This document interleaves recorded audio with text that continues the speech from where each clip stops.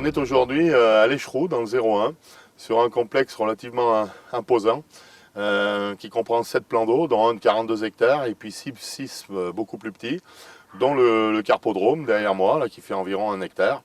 Et je vais essayer de vous prouver que même l'hiver, on peut appréhender les carpes en mettant en place une technique, une finesse, une approche différente par rapport à la saison normale.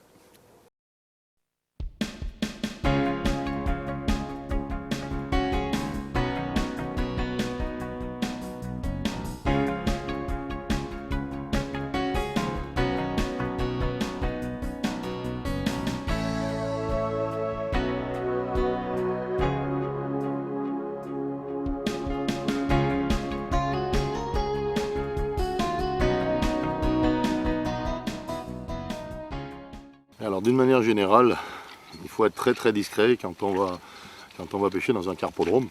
Mais là, a fortiori l'hiver, les poissons sont très peu actifs, ils sont très craintifs, ils se déplacent peu, donc ils ont moins besoin de manger. Et là, il faut absolument être très discret. Alors le premier conseil, c'est autant que faire se peut, laisser votre voiture le plus loin possible du plan d'eau et se faire les dernières dizaines de mètres avec le chariot.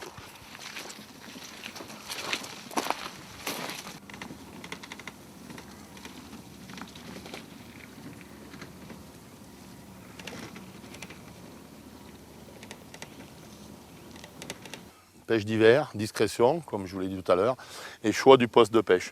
Bon, les temps semblent très réguliers, mais la berge, on a la chance d'avoir un rayon de soleil. Je pense que la berge la plus exposée sera la plus propice aujourd'hui pour essayer de faire mordre quelques poissons.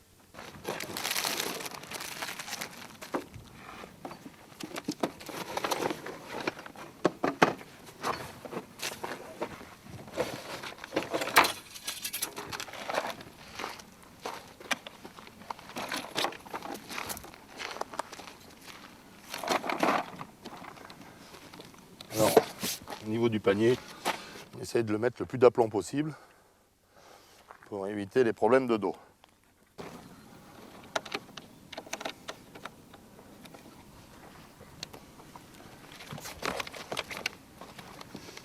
Voilà.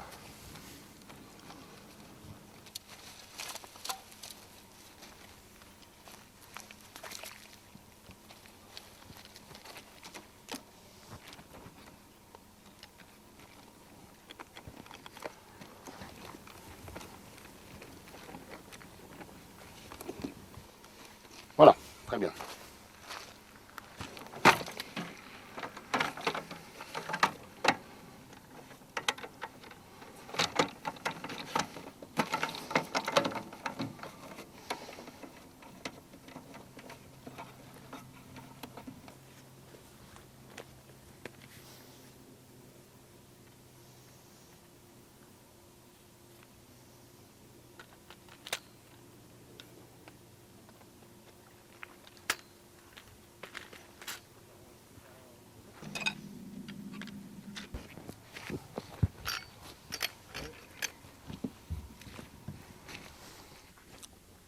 Là, on va commencer par monter l'épuisette en espérant qu'elle serve. Et là aussi, on va utiliser une épuisette relativement longue pour essayer d'écourter les combats, toujours dans un but de discrétion. Donc éventuellement essayer d'aller épuiser le poisson très rapidement, donc le plus loin possible. Voilà, donc un flotteur, c'est ni plus ni moins qu'une mousse, un bout de mousse gainée, voilà, qui va nous servir à soutenir le manche d'épuisette quand on l'aura à bout de bras. Donc on enfile comme ça, on visse la tête.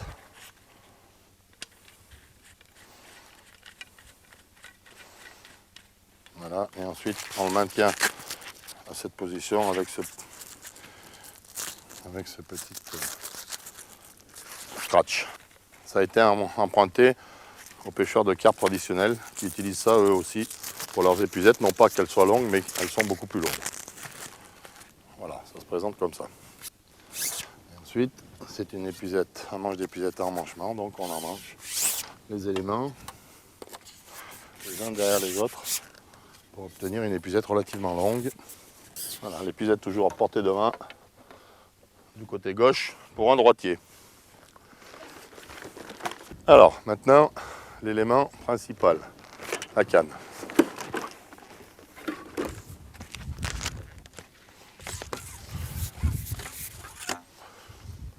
On va utiliser une canne spécifique, un peu plus puissante, un peu plus solide que les cannes classiques.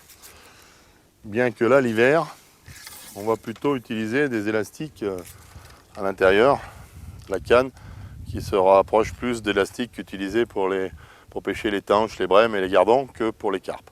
En été, les carpes, on va utiliser des élastiques de 2 mm de diamètre. Là, je pense que je vais utiliser 1,2, 1,4 maximum, tout simplement pour pouvoir me permettre de pêcher beaucoup plus fin et espérer déclencher quelques touches.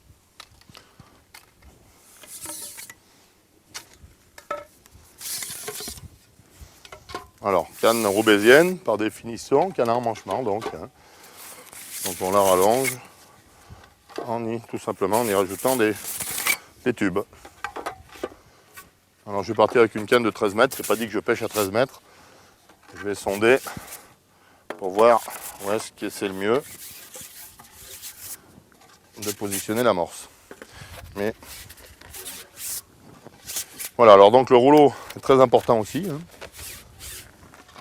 Ça nous permet de manœuvrer cette canne en cours de pêche, de déboîter pour pouvoir prendre sa ligne. Voilà. Donc sur le rouleau à l'arrière et fixé à l'avant avec ce petit filet pour qu'elle évite de glisser. Et alors, dans ce genre de pêche, le choix de l'élastique est très très important. Il faut bien sûr qu'il soit adapté au diamètre du nylon. Je suppose que les poissons vont être relativement difficiles compte tenu de la saison. Donc là, je vais utiliser des élastiques qui se rapprochent beaucoup plus de l'élastique qu'on utilise pour pêcher des brèmes ou des tanches, voire des gardons, plutôt que des élastiques à carpe. Là, en l'occurrence, sur 3 éléments. Voilà. Sur un autre élément et un troisième élément, je vais utiliser un élastique de 1,2. Voilà, donc relativement souple, adapté à des nylons de 10 ou 12 centièmes, parce que je compte bien essayer de prendre les carpes avec ces tailles de nylon là. Et puis un petit peu plus fort, mais qui reste plus que raisonnable pour des carpes, un élastique de 1,4, toujours monté sur 3 éléments. Voilà. Si elles montent de la bonne volonté, j'essaierai peut-être avec cet élastique d'y associer un 14 centièmes par exemple. Ce qui reste encore tout à fait très fin pour les carpes. Voilà, compte tenu du fond, puisque le plan d'eau a en gros 1 mètre de fond, des kits de 3 éléments suffiront largement pour la longueur de la ligne.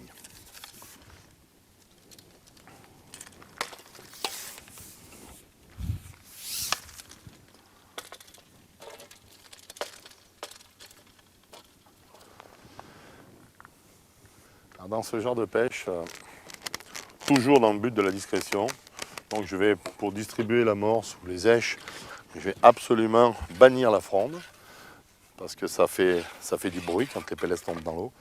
Et donc là, on va distribuer avec des coupelles.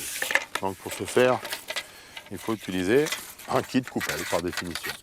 Donc c'est un kit comme les premiers, sauf qu'il n'est pas muni d'élastique. Il est muni d'un pas de vis sur lequel on va visser une petite coupelle. Je vais faire voir ça tout de suite. Donc bien sûr de la même longueur, pour être précis. Voilà, c'est-à-dire l'équivalent de 3 éléments. Toujours en emboîtement. Voilà. Et là, je vais y adjoindre une coupelle.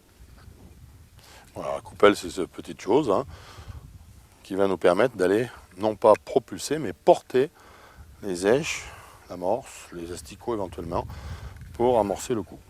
Une grande louche qui va nous permettre d'aller poser sur le coup et l'amorce, les pellets, les graines de maïs, je ne sais pas encore avec quoi, ce que je vais utiliser réellement. Voilà.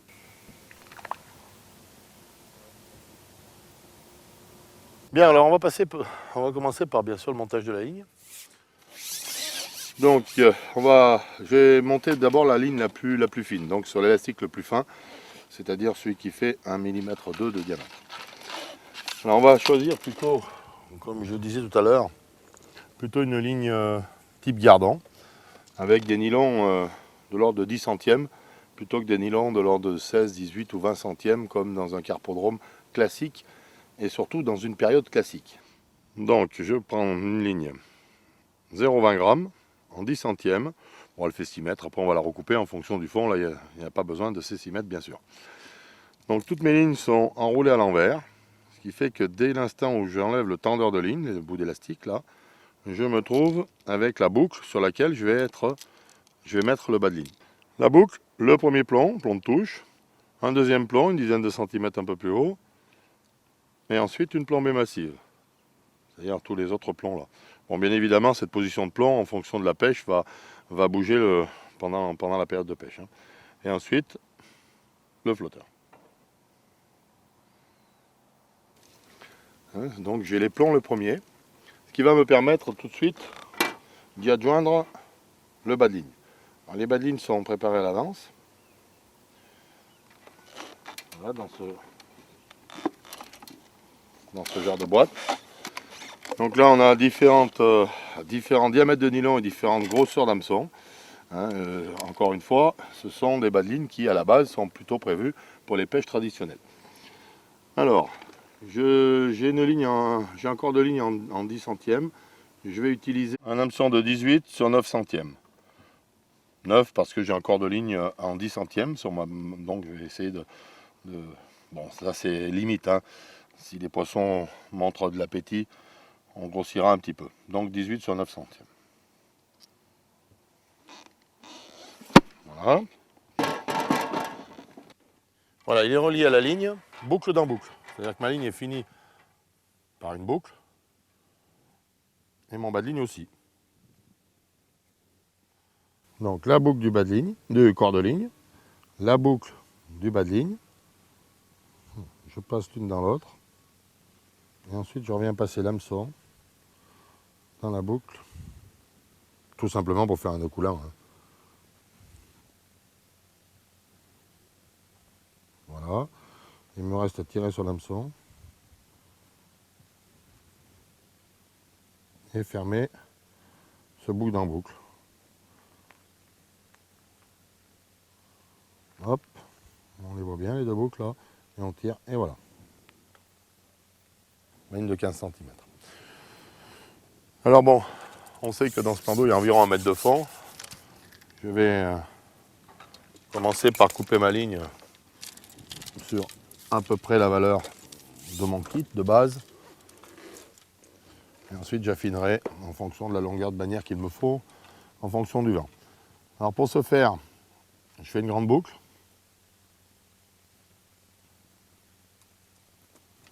Je coupe. Voilà. Et sur la grande boucle, j'en refais une petite qui va me servir à détacher ma ligne le soir de mon élastique. Donc voilà en détail comment relier le nylon, la ligne à l'élastique. Donc on fait une double boucle. Ensuite avec cette double boucle, on fait un nœud coulant en passant une fausse boucle que l'on fait sur le nylon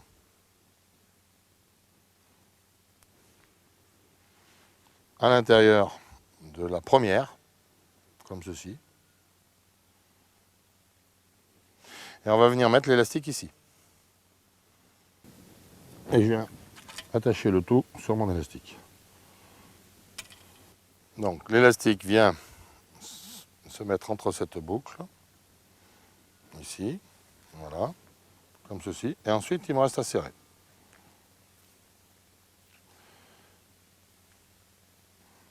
Voilà, c'est fait. Alors vous allez me dire pourquoi cette deuxième boucle là.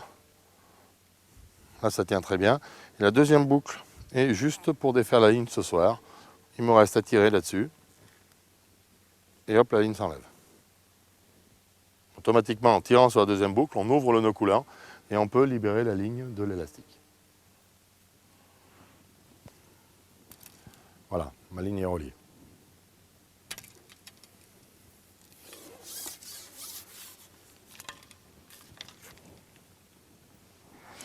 Bien alors là, l'opération, comme dans toutes les pêches au cou, l'opération très importante, c'est de se rendre compte la place sur laquelle on s'est assis, comment est le fond. Donc déjà en termes de profondeur et en termes de, éventuellement, mouvements différentes profondeurs sur le fond. Donc là, on a mis la sonde au bout de la ligne. Alors, dans ce type de sonde, on passe l'hameçon dans l'œillet, tout simplement, et on vient piquer l'hameçon dans le liège qui est à la base de la sonde. Et ça donne ça. Et on va déjà faire une approche. Donc, le flotteur coule. Manifestement, j'en ai pas mis assez. Voilà. Ensuite, on va bien sûr emmancher la canne. Et on va sonder, pas uniquement là où on a l'intention de pêcher, mais un petit peu partout. Alors là, c'est le maximum de la canne, 13 mètres. Et là, mon flotteur, la sonde est au fond. Je m'aperçois que le flotteur sort d'environ 10 cm, donc j'ai 10 cm de fond en trop. Alors, on déplace la canne de droite à gauche et de gauche à droite, voir si c'est tout plat. Effectivement, c'est le cas, à cette distance. Et ensuite, petit à petit, on la ramène. C'est encore le cas, à 11 mètres. C'est toujours le cas. Bon, manifestement, le fond est très très plat et très très régulier.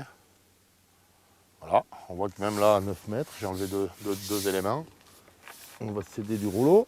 Voilà. Voilà, même encore là, on a exactement le même fond qu'à 13 mètres. Donc déjà, première conclusion, ça ne va pas être la peine d'aller aussi loin. Hein. Vu que je suis tout seul au bord de l'eau, il n'y a pas la concurrence d'autres amorçages éventuels. Je pense que je vais déjà pêcher aux alentours de 11 mètres. Et là, je viens de m'apercevoir qu'à cette distance-là, 5 éléments, eh bien, hop, le flotteur ressort un petit peu plus. Donc là, il semble y avoir une petite cassure. Avec le vent et le mouvement de l'eau, la nourriture naturelle s'accumule dans ce genre de cassure. Donc, je déboîte ma canne et je la cherche mieux. Au cinquième élément, je vais faire un deuxième coup ici. Juste au ras de cette cassure. Bien, le sondage est fini. J'ai défini que j'allais faire deux amorçages, 11 mètres et 5 mètres. Et là, je m'aperçois que j'ai trop de bannières. La bannière étant la distance entre le flotteur et la pointe de la canne. Donc là, il y a trop de fil qui peut perturber le positionnement de la ligne, surtout s'il y a un peu du vent. Donc 50, 60 cm, ça suffit bien. Donc je vais maintenant couper à ce niveau-là et réattacher ma ligne à ce niveau-là.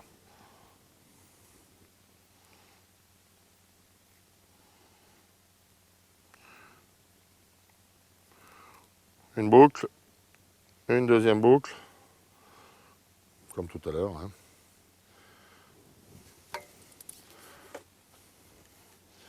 J'enlève la partie que je viens de couper et je relie l'élastique à la ligne par un nœud coulant. Voilà, donc il reste 60 cm en gros du sion jusqu'au flotteur. Pour pêcher très très précis sur un amorçage à la coupelle qui lui va être très très précis, eh bien c'est ce qu'il nous faut. Voilà, maintenant on est opérationnel. Voilà. Bien alors, maintenant on a toujours l'espoir fait vivre, donc si jamais elle se montrait volontaire, je vais prévoir sur le deuxième élastique en 1,4 de diamètre une ligne similaire en termes de fond, mais par contre un petit peu plus grosse en diamètre de nylon et d'hameçon. Donc voilà, pour ce faire, je vais poser celle-là là-bas et ensuite je vais en monter une exactement à l'identique, mais un petit peu plus grosse en diamètre. Donc voilà, j'ai mes deux hameçons qui sont au pied des deux kits, le petit hameçon et le gros hameçon de la deuxième ligne, le nylon de la première ligne en bas de ligne 9 centièmes et cordeline 10 centièmes, alors que là, on voit très nettement qu'il est plus gros, j'ai un 16 centièmes direct, relié exactement au même endroit pour avoir exactement la même longueur de bannière, ce qui veut dire que ces deux lignes vont pêcher exactement de la même façon, la seule différence étant le diamètre du nylon, au cas où on rencontre des carpes volontaires qui mordent un peu plus que prévu, bien qu'on soit en hiver. Bien alors, on va commencer la pêche. Alors, je vous rappelle encore, pour la énième fois qu'on est en hiver, donc on va utiliser des èches relativement légères, relativement fines. Donc les pellets, c'est de l'aliment pour poissons compressés. Donc là, on va choisir des tailles très très petites. Ça existe de 1 mm comme cela, jusqu'à 11 ou 12 mm, même plus pour certains pellets. Là, j'ai choisi des 1 et des 3. Quelques graines de chènevis, asticots, pain de mie, pain normal, saucisses, vers de terre. Donc certaines seront réservées exclusivement à l'hameçon, notamment les vers de terre et le pain, et les saucisses. Par contre, les asticots, les deux sortes de pellets et le chènevis, elles vont me servir aussi à amorcer le coup, mais d'une façon très très légère. On est en hiver, les poissons mangent peu, et si on veut avoir des chances de les prendre à ce qu'il y a au bout de l'hameçon, il ne faut pas trop leur donner à manger.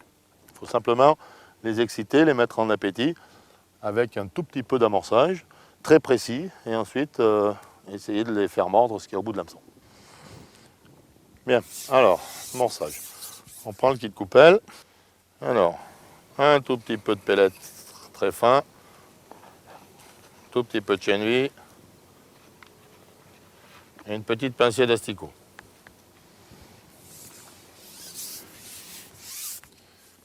Et ça, on va en mettre 2 ou 3, pas plus. Il fait vraiment un amorçage très raisonnable. À 11 et à 5 sur les deux coups que l'on veut faire. Alors, pour 11 mètres, il faut que j'enlève le talon de 13, bien évidemment. Dans sa place, je vise mon repère en face et je renverse ma coupelle. Bien, alors on va voir si elles répondent présent. Alors bien évidemment, on va commencer avec la ligne la plus fine, l'élastique le plus fin. Et on va commencer très simplement avec un asticot. Exactement de la même façon que si on voulait pêcher des brèmes ou des gardons. Donc des poissons de taille plus modeste.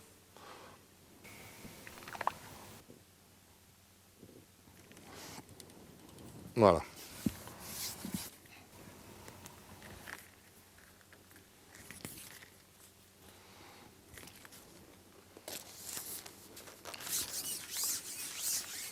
Alors, bien évidemment, il faut descendre exactement où on a mis les coupelles d'amorçage. Donc pour ce faire, je remets la position, la canne exactement là où je l'avais mise tout à l'heure. Le repère en face. Et je descends la ligne. Flotteur très bien équilibré. Tout petit bout d'antenne qui sort. D'ailleurs, compte tenu de la luminosité, pour le voir un peu mieux, je vais la peindre en noir.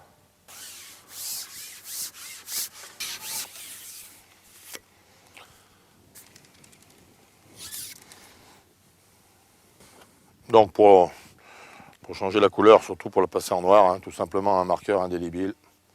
Et on peint la partie de l'antenne qui sort de l'eau en noir. Tout simplement. Alors ça va se voir beaucoup mieux parce que l'eau est manifestement chargée en limon. Ça prouve qu'il y a une grosse quantité de carpes parce que c'est elles qui font cette couleur-là en fouillant le fond. Hein, donc l'eau est jaune clair. Le noir va se voir bien mieux que l'orange fluo. On va voir ça tout de suite.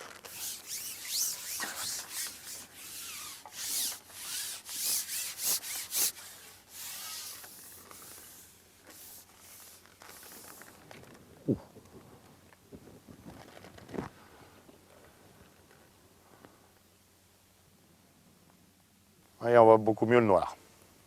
Bon, comme je disais tout à l'heure, il s'agit d'une pêche d'hiver. Les poissons sont beaucoup moins actifs.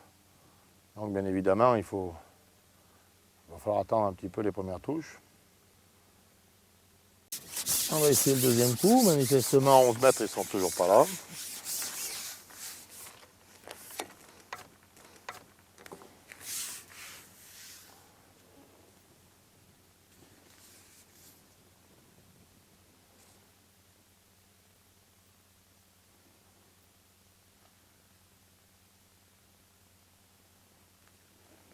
Il commence à y avoir quelques manifestations de poissons. Les pellets travaillent sur le fond.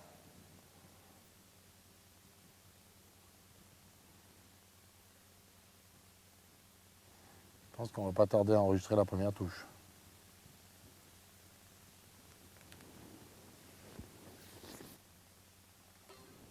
Et voilà. C'était annoncé. Hein.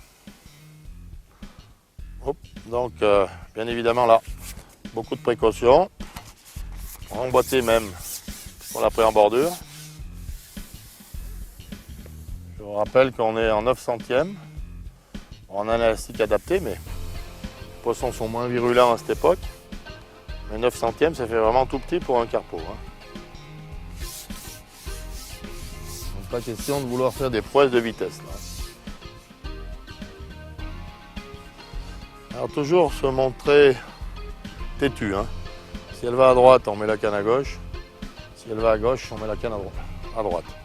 Toujours imaginer de lui faire frotter le nylon sur le bout du museau. Avec l'élastique, fait très bien son rôle. Bon, elle n'est pas énorme, hein, mais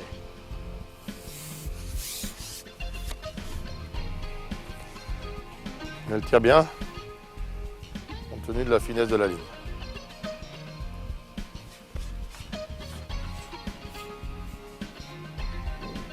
Et voilà pour la première. Bon, c'est un poisson 500 grammes en gros. Voilà, on la remet délicatement dans la bourriche.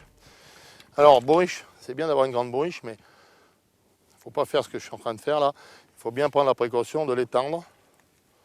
Voilà. Pour que les poissons soient le plus à l'aise possible.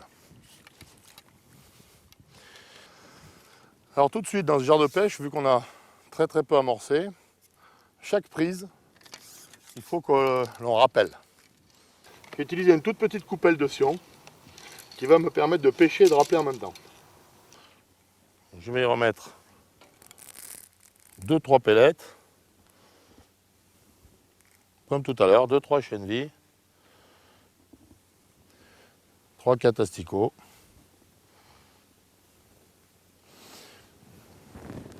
Et je vais pêcher en même temps que je vais rappeler.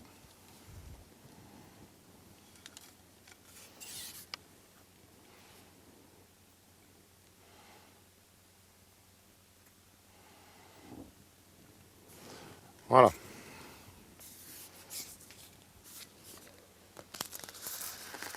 Le principe, c'est d'amorcer relativement régulièrement et d'être hyper précis, encore plus que l'été ou au printemps. Donc je prends mon élément numéro 5, je positionne ma ligne sur mon repère d'amorçage. Voilà. Je tends le bras puisque la coupelle est un petit peu plus loin et appuie directement sur le flotteur, quoi de plus précis. Je fais tomber quelques graines, quelques asticots. Et ça va être comme ça toute la journée. C'est-à-dire très peu, mais souvent, chaque fois qu'on a une touche ou une prise.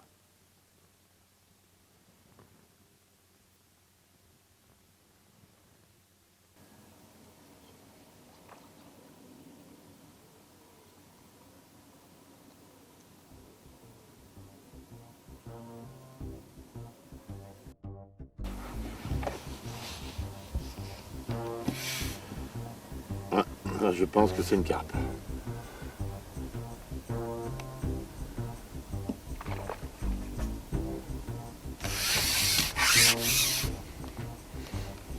Bon, bah, bizarrement, elle revient sur moi.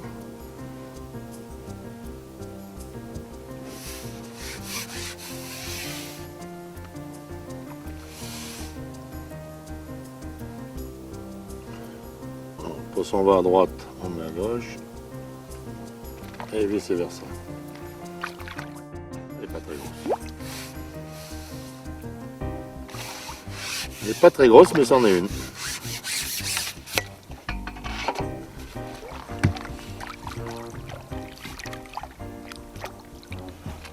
Et voilà, encore une carpette.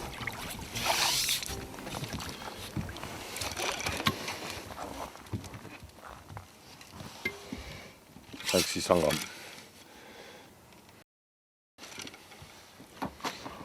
Bon.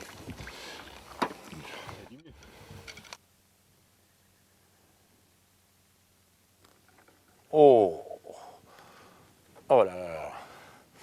Là, ça prouve bien que les poissons peu actifs. Hein. Parce que là, je vous rappelle que j'ai un hameçon de 18 avec deux petits asticots, une ligne en 0,20 et malgré ça, on fait dans le vide. Et on s'adresse à des carpes et des carassins. Hop, vous voyez ce genre de touche, le flotteur descend, l'antenne du flotteur descend d'1 millimètre et il se stabilise. En plein été, au même endroit, la touche sera bien plus marquée. Hein. Regardez-moi ça. C'est impensable. Donc j'ai descendu les plombs pour durcir un petit peu la ligne.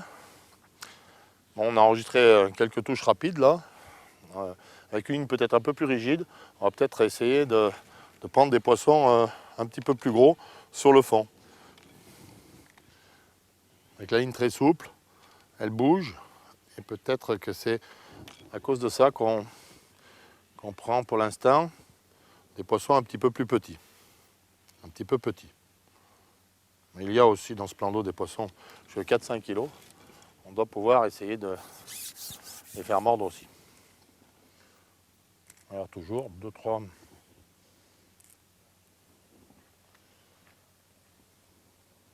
Voilà. Une coupelle toute petite et loin d'être pleine chaque fois. Hein. Essayez de les pêcher un tout petit peu derrière l'amorce. Les fois sont moins craintifs.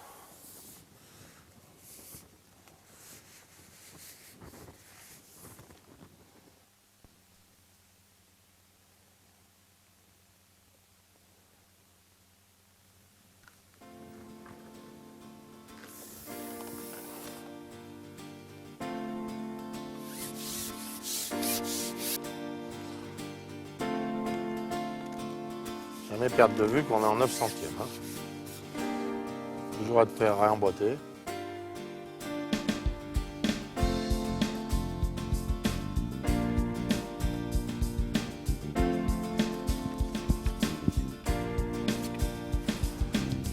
Voilà, là on voit que l'épuisette flotte, pas besoin de forcer. Ça c'est pas loin d'1 kilo.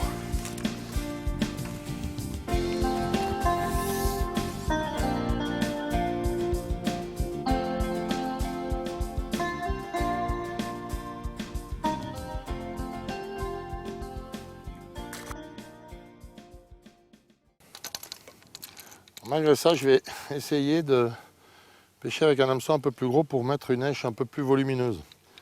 Je vais mettre 5 ou 6 asticots au lieu d'en mettre un ou deux. Voir si comme ça on va déclencher les touches de carpe. Je ne dis pas que ça va marcher, mais quelquefois ça suffit pour déclencher la touche d'un poisson un peu plus gros.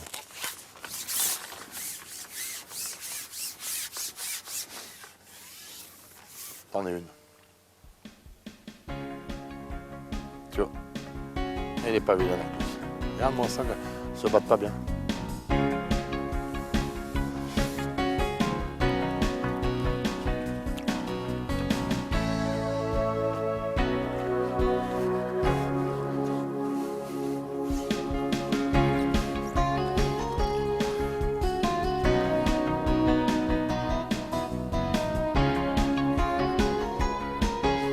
Avec le flotteur, on peut se permettre de poser l'épuisette.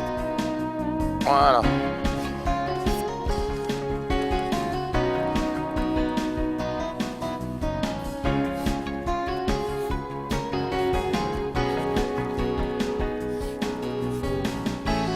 Ah, celle-là, elle fait 1 kilo.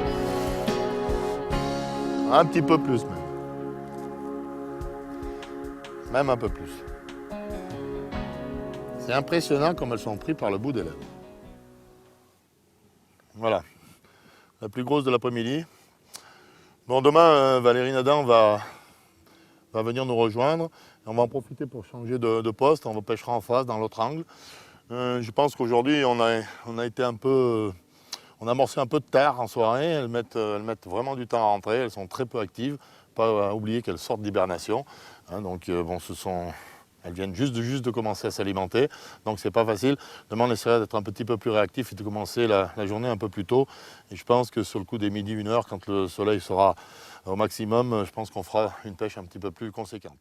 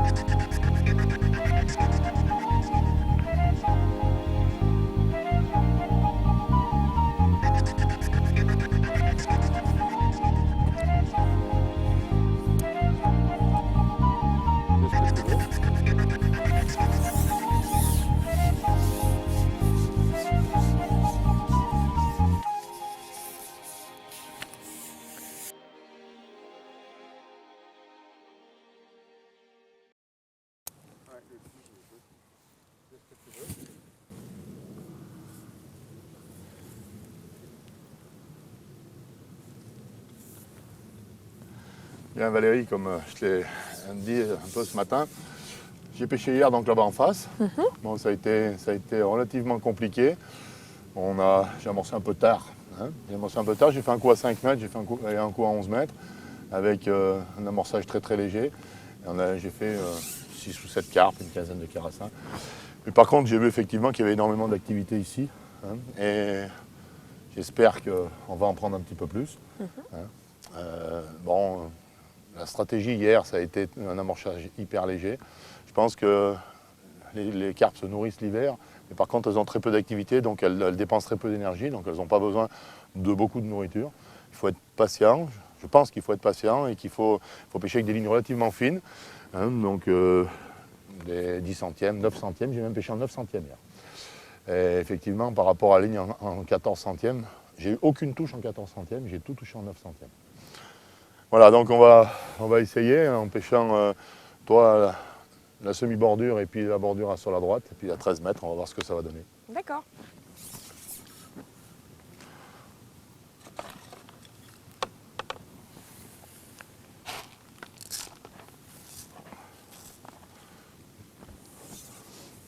Alors, au début, j'ai mis quelques petites coupelles comme ça, et puis après je vais utiliser la même. J'ai exactement fait comme ça hier, et après un amorçage régulier avec les petites coupelles de sion. Quelques pellettes et quelques asticots qui tombent régulièrement exactement là où on pêche. Je pense qu'en hiver, il faut être hyper discret, encore plus qu'en période où les carpes sont en pleine activité, et hyper précis.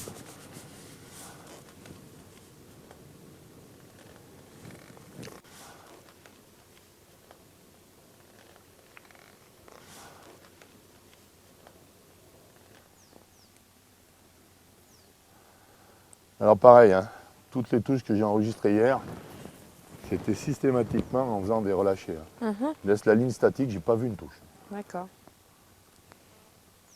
Et tu crois que je devrais remettre quelques asticots après avoir eu une touche là?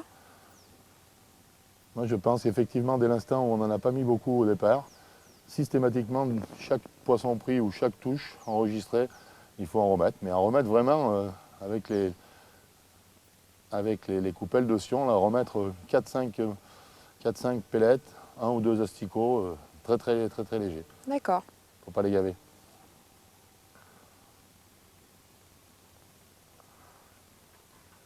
Alors l'été, les carpes mangent toute l'année, comme tous les poissons. Simplement, elles se dépensent moins, elles bougent moins, donc elles ont moins besoin de calories, de nourriture. Donc. Ah, j'ai quelques pétillements.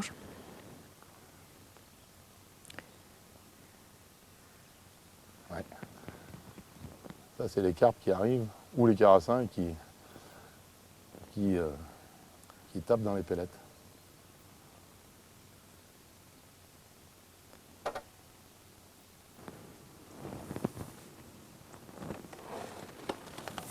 Alors, on peut zapper rapidement d'un coup à l'autre. Là, j'ai exactement le même fond.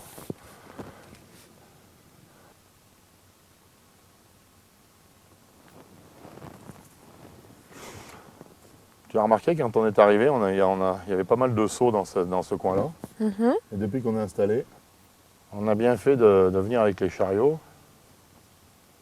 Les carpes sont très craintives. Mais si tu sais le bed dropper, Val. Tiens, c'est une bonne idée, Gérard. Alors, donc c'est ce système. Tu passes... Alors, on passe l'hameçon. dans le cavalier. D'accord. Ensuite, tu le piques dans la partie en liège. Ok.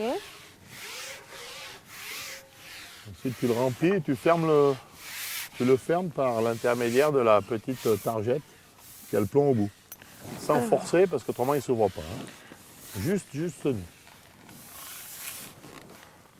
Et c'est vraiment pour remettre C'est vraiment pour être très peu précis. d'èche Très aussi. peu d'èche et puis être très précis sur le fond. D'accord.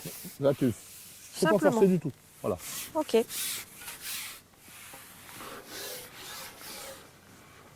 Par contre, il ne faut pas le poser par terre au bord, hein, sinon... Ah non, par terre, non, mais dans l'eau, il n'y a pas de souci.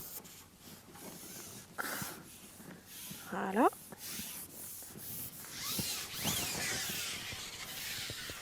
C'est la première fois que tu utilises ça. Ah oui, je connaissais pas du tout même cette technique.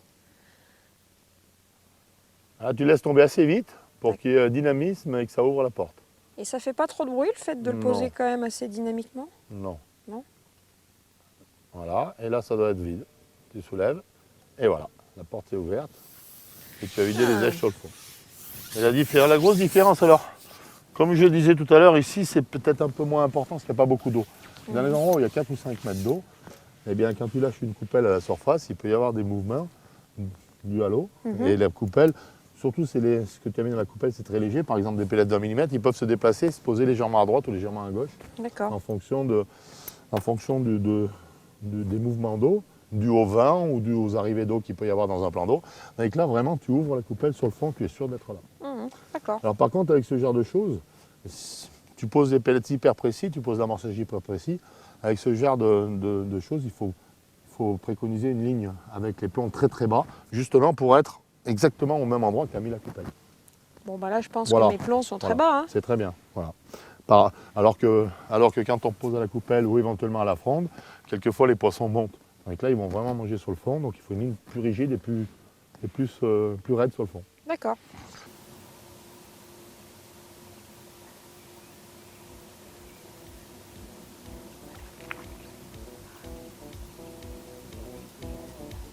C'est un beau poisson, ça, dit donc. Comme mon verre de terre. Regarde de terre. Ah, bien. Tu nous fais les cachotteries, il faut nous l'expliquer quand tu changes d'èche. Explique-nous un peu ce que tu viens de faire, Valérie. J'ai changé simplement l'èche. J'ai mis un terreau. Un verre de terreau. Voilà. Tout seul à l'hameçon. Bien. Non, oui, ça illustre bien ce que je disais tout à l'heure. Hein. Les èches animales, les protéines animales en début de saison. Asticots, vers de terre, pellets, mou, saucisses. Mieux favoriser ce genre d'èche plutôt que les grains de maïs, plutôt que les èches végétales. C'est un beau poisson, dis donc. Tu vois le bed dropper, ça les fait pas fuir. Hein. Au contraire. Hein. Oh, mais c'est un beau poisson, ça, dis donc. Oh, c'est plus de 2 kilos, ça, encore. Hop là. Ouh, Ouais, ouais, une oui, belle. elle est très lourde. Un beau poisson. Oh là là. Mais c'est même 3 kilos, ça.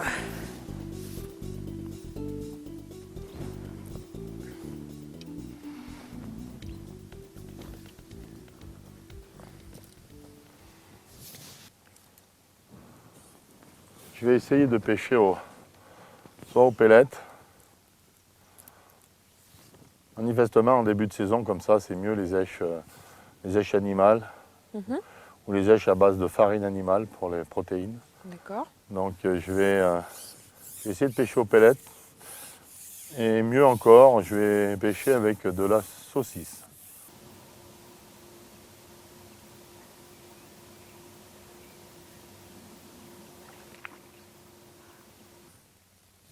Qui a une particularité, c'est que leur densité est presque sensiblement la même que celle de l'eau.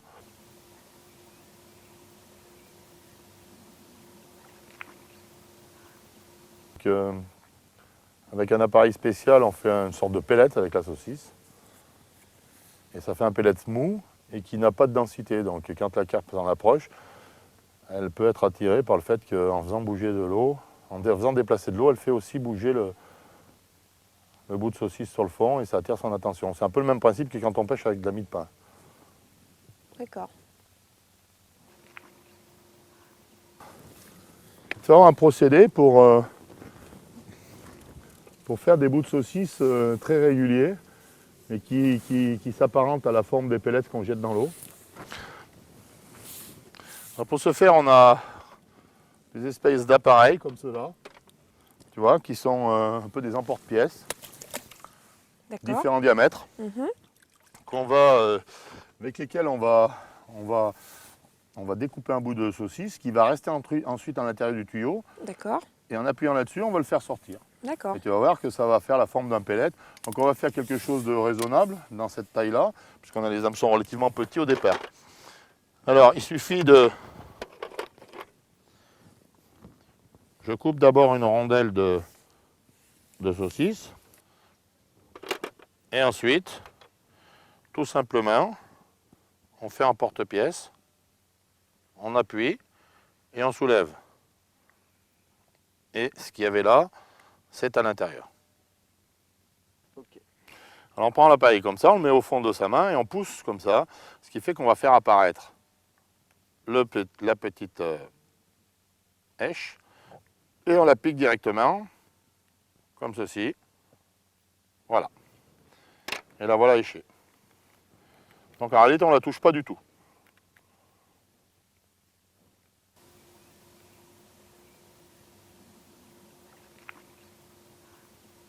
Regarde un petit peu, c'est plus présentable. Et ça fait exactement comme un pellet mou. On va pouvoir piquer l'hameçon dedans, comme la saucisse classique. Et en plus, ça a une densité qui est proche de celle de l'eau, donc ça va bouger sur le fond. Et vu que tu viens de déclencher 2 touches en faisant des bouts de saucisse un peu bizarres et un peu patatoïdaux, là, ceux-là seront beaucoup plus réguliers. Alors bien sûr, la largeur est en fonction de l'épaisseur de la tranche que j'ai pré-coupée. Hein, si je le veux un peu moins large, eh bien, je vais faire une tranche un peu plus... Tiens, je te confie ça, vu que tu as commencé à pêcher avec ce... Merci. Et tu continues. Moi, j'y reste encore un peu à l'asticot.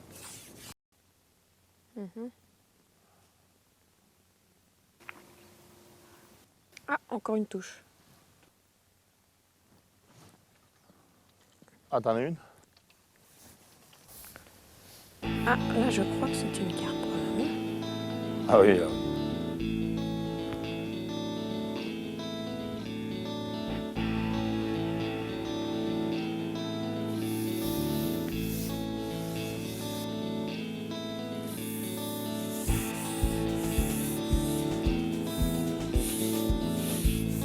C'est magnifique ces petites coupelles de sion, hein. Ça fait pas du tout fléchir la canne, c'est très léger. Ah oui, un beau poisson. Tu veux que je t'aide à l'épuiser? Oui. Merci Gérard.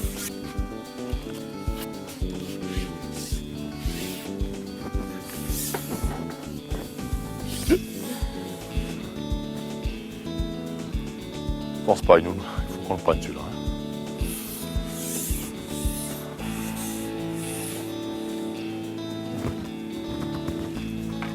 Ouf, ce poisson. Ouais, c'est un beau poisson. C'est 3 kilos ça. Le mien? Ça? Non. Non?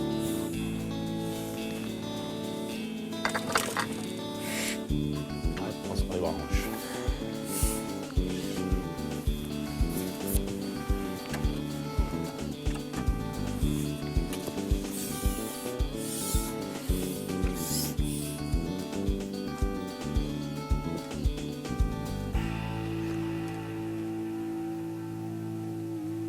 Aïe, l'herbe. Remboîte, elle est mise dans l'herbe. Tu vois là, c'est la rangée d'herbe qu'on avait là. Remboîte pour essayer de la tirer par devant. Ah, elle est repartie. Je pense que tu devrais remboîter, ouais.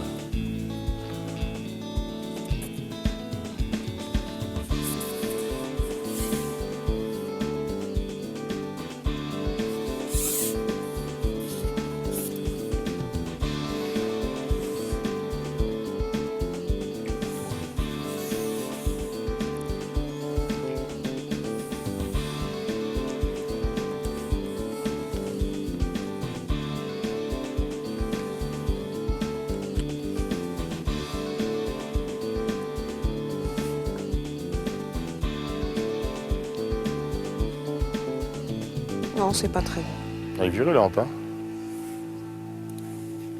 Ouais, mais c'est toujours pareil, compte tenu de la ligne, compte tenu du nylon, de l'hameçon, ben, ça fait des très très beaux combats. Alors que ce même poisson avec 18 ou 20 centièmes l'été, ça sera moins joli, quoi.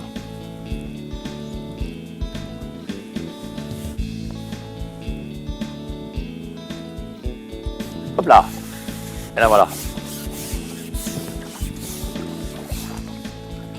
Peut-être pas. Waouh! 2,5 kg. Elles sont vraiment rondes, hein. Ah, une belle carpe. Encore une fois, hein, avec une ligne en 20 centièmes, ce poisson-là, ça sera un combat plus classique. Mais là, avec 18 centièmes et un hameçon de 20, beau poisson.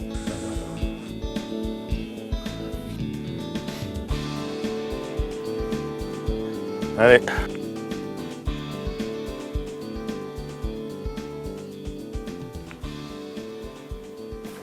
Ouais.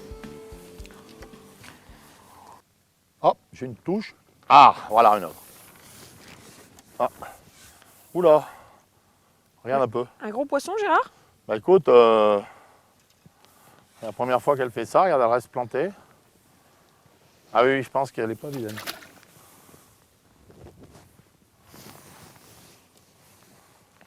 Ah, elle tient bien le fond, hein? Ouais. Je sais pas si je l'ai pris par la bouche. Je suis vraiment en ras du fond, c'est pas. Ah, je pense que c'est un beau poisson, ça. Ah oui. Elle bouge pas beaucoup, elle a pas beaucoup de vitesse, mais elle est très Regarde, lourde. elle m'a sorti 4 mètres d'élastique. Pas que je l'amène trop près du bord parce qu'il y a la barrière d'herbe là, je voudrais pas qu'elle se mette dedans. Ah oui, non, c'est un beau poisson, je pense.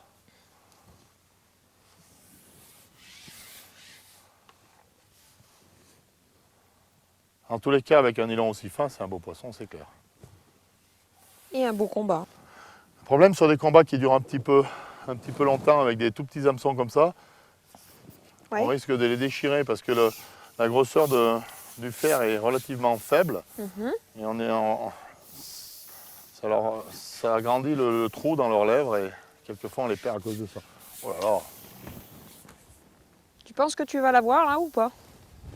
difficile à dire, mais il faudrait qu'elle s'arrête là parce que je suis au bout là. Hein. Ouais.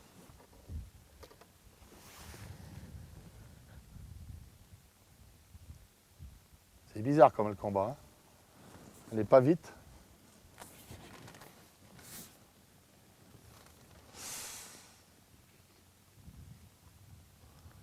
Toi qui as l'habitude, Gérard, des gros poissons, tu penses qu'elle fait combien cette carpe?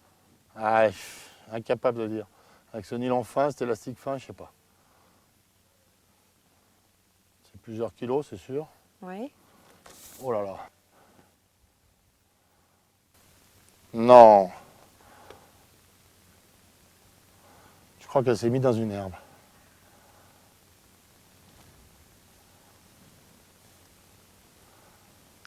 Oh la vache.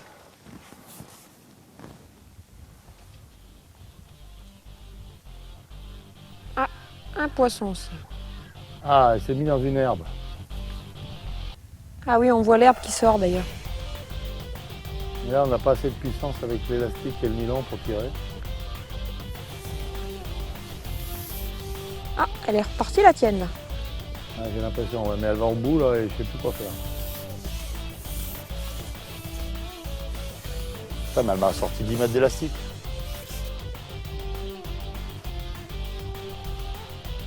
Allez, retournez. Les garces.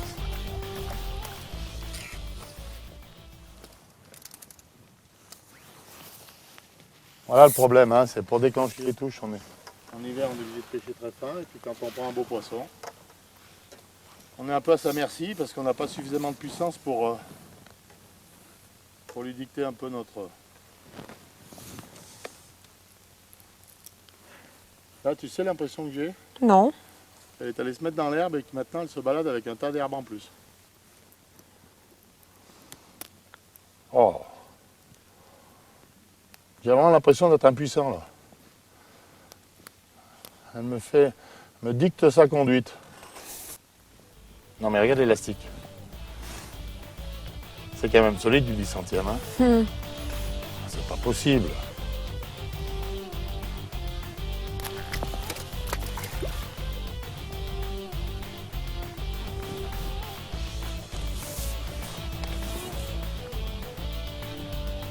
Tu crois que c'est un poisson qui est pris par la bouche? Je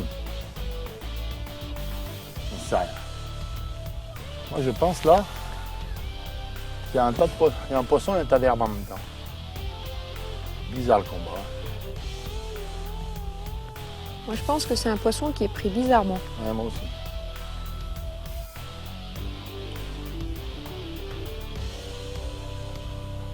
Putain, pour appeler des poissons avec des hameçons si petits, il faut le faire. Hein.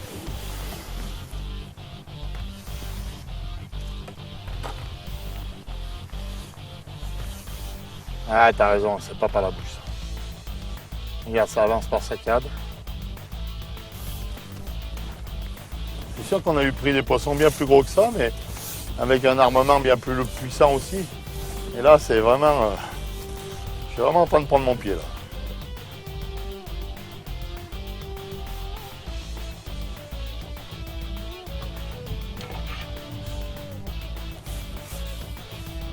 Regarde l'élastique. Il y a combien d'élastiques dehors? 10-12 mètres?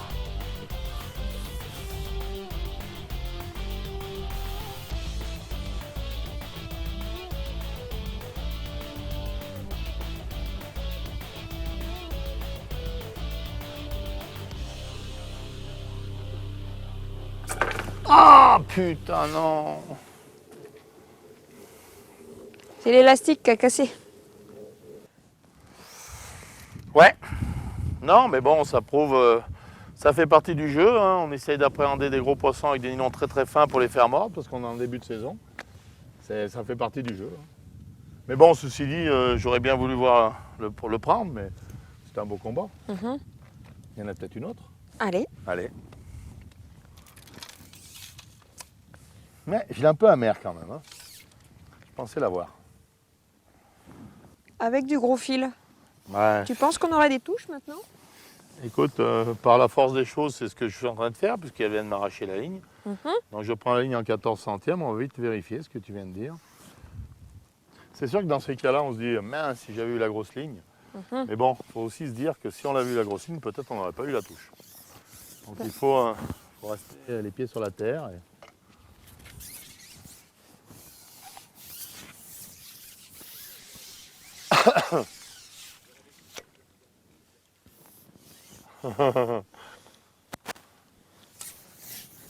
Bien, ben Valérie, on va conclure là-dessus. Hein. Moi, c'est un poisson pas très noble, un poisson-chat. Par contre, je pense que tu as une carpe. On va finir là-dessus, on va regarder un petit peu ce qu'on a pris. Et on va conseiller à tous ceux qui vont regarder ce DVD de venir pêcher. Je pense que là, en plein été, ça va être quelque chose d'extraordinaire compte tenu de ce qu'on a fait au mois de février. C'est sûr. Allez, on va regarder un petit peu notre pêche. Je vais installer un tapis. Non seulement il faut un tapis, mais il faut le mouiller un peu. Ça évite d'enlever le mucus des carpes. Hein. Voilà. Allez, tu vois ta bourriche. Et quand même, pour une pêche du mois de février.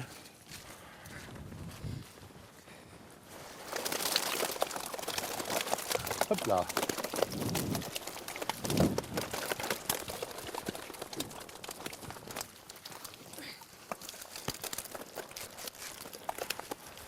Je pense qu'on peut souhaiter à tout le monde de faire de tels bourriches en plein mois de février. Voilà, j'espère qu'on vous a prouvé que malgré la période hivernale, il y a possibilité d'appréhender des carpes, des carassins, en utilisant des lignes plus adaptées au gardon, beaucoup plus fines, avec des élastiques beaucoup plus fins. J'espère qu'on vous a donné envie d'aller essayer la pêche de la carpe, hormis si les étangs sont gelés, mais je pense qu'on peut essayer de les appréhender toute l'année.